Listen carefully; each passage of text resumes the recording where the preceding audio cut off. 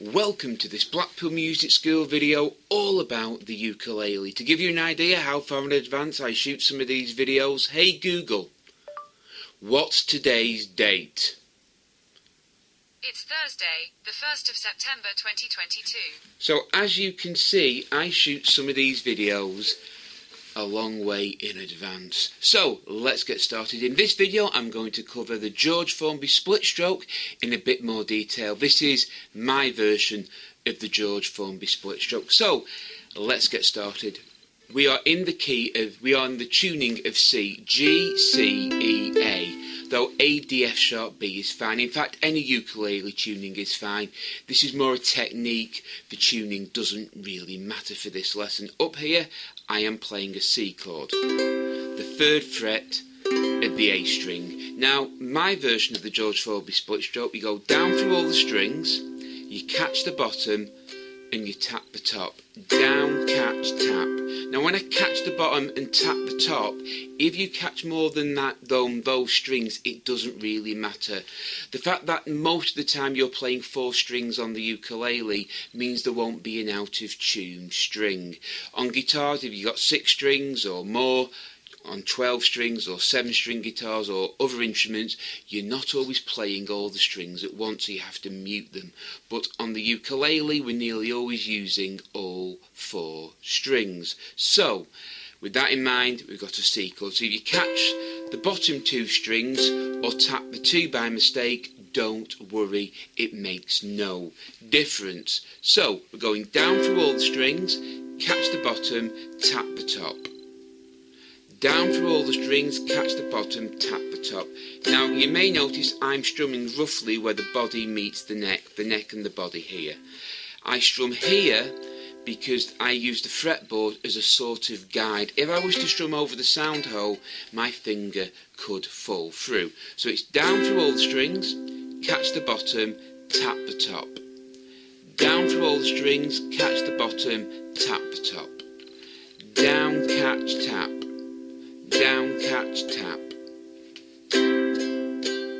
Now you do that twice, then followed by a down, then an up. Down, catch, tap. Down, catch, tap. Down, up.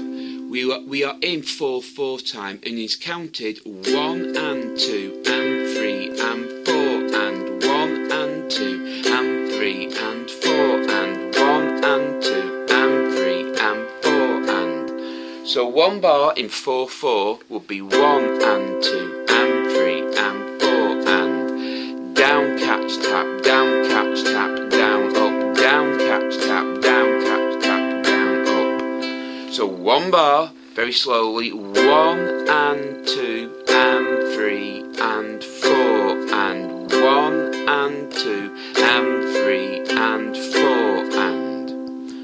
If you were to play 2 bars, you just do that twice. That'd be 2 bars. If you're doing 4,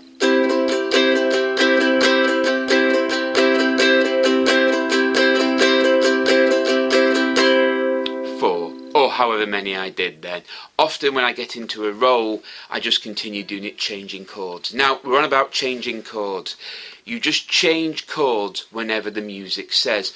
Just because you're halfway through the split stroke with the right hand doesn't mean you start again when you change chords. This, think of it like a motor, an engine, a clock ticking around. This just stays like this.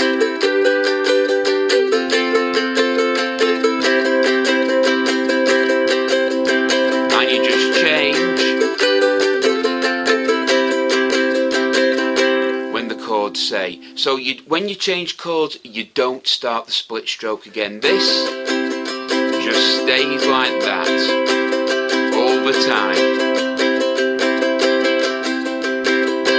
That's all you do. So with that in mind, we can do a finger lift.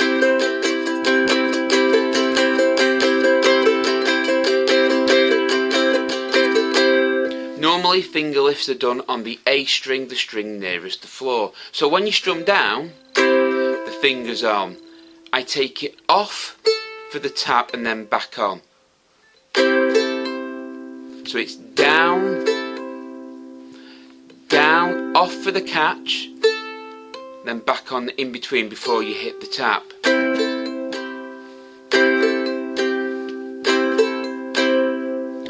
Down, off, catch, back on, tap the top string. Now that's not counted as an extra note. You just put that in. It's not an extra strum or a count. That just fits in like this. That type of thing.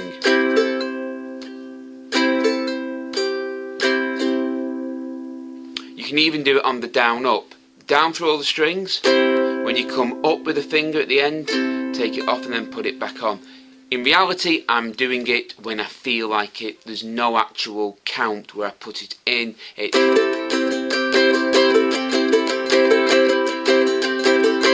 It's sort of freehand, but how I do this is down through all the strings, lift the finger off, catch, back on for the tap.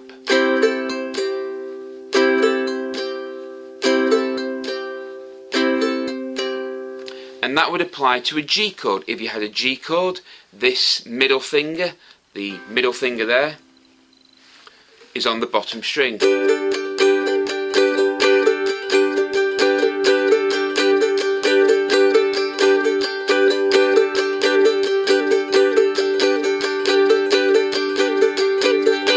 And that's the ping pong sound. You can do it with any chord as long as you can lift the finger on the A string like a C7.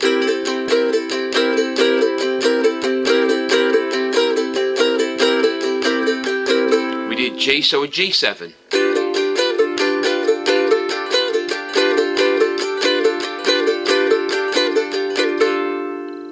And that's my version of the George Formby split stroke with a finger lift. Now, with all that being said, it's very important the right hand is like a metronome. So to practice this, just do a C chord and just practice doing that.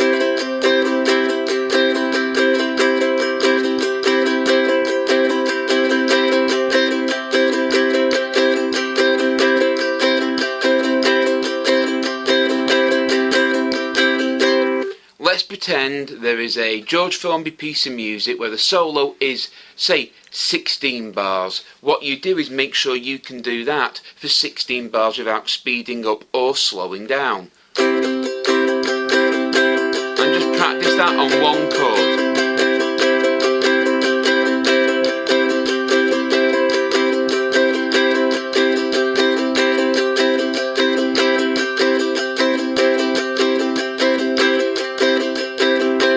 For 16 bars, or however many bars the solo is. But the most important thing is this.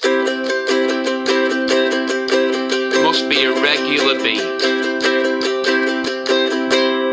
If you were to do it, I would start at about 60 beats per minute, which would roughly be about this speed. 1 and 2 and 3 and 4 and...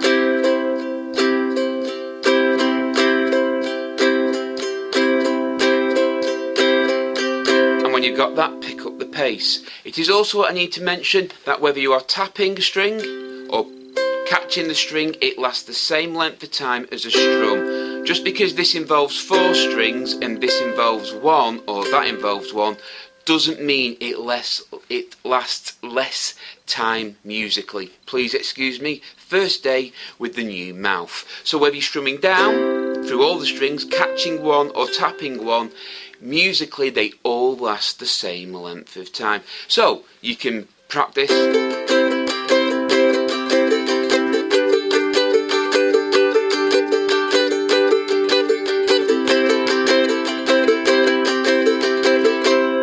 and that is my version of the George Formby split stroke. Well, I hope you found this video useful. If you have, please give us a thumbs up and subscribe to Blackpool Music School for more videos. There'll be 2 more videos in this series explaining a little bit more about the George Formby fan strokes. If you have enjoyed this video, please give us a thumbs up and subscribe to Blackpool Music School.